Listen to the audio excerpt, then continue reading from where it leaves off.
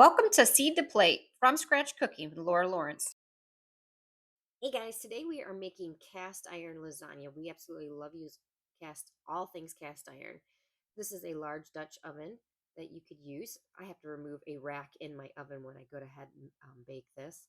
But you're going to preheat your oven to 400 degrees and you're going to add a layer of sauce in the bottom. You can use a homemade sauce or you can use a store-bought sauce. It's up to you.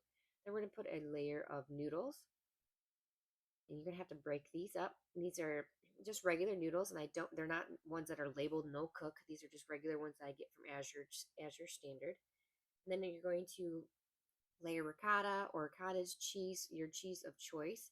I will link a recipe for the ricotta cheese on in the description. Or there's also you can learn how to make a cultured cheese as well that is in my online cheese course.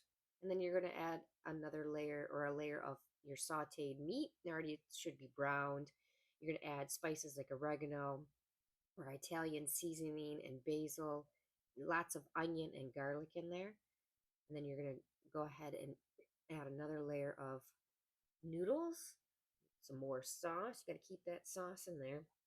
Another lovely layer of cheese, and then some more browned and seasoned meat. Get it all in there. You're going to repeat these layers several different times. Sometimes you have to go ahead and just kind of smush the noodles in there because it seems to just want to go towards the, pile up in the middle, but I kind of want it to go to the edges as well. So we just keep doing lots and lots of layers. So you're going to need lots of layers to kind of fill this up. Leave 2 inches towards the top though, because when that sauce and all that stuff starts baking, it's going to be start really bubbling up.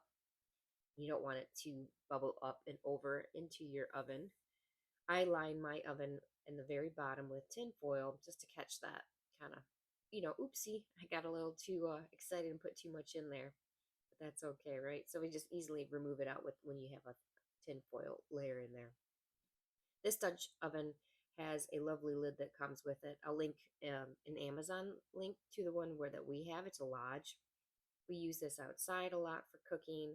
It's great for cast iron chili as well.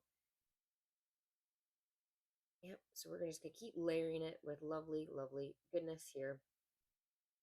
Ricotta cheese and sauce and all that delicious meat.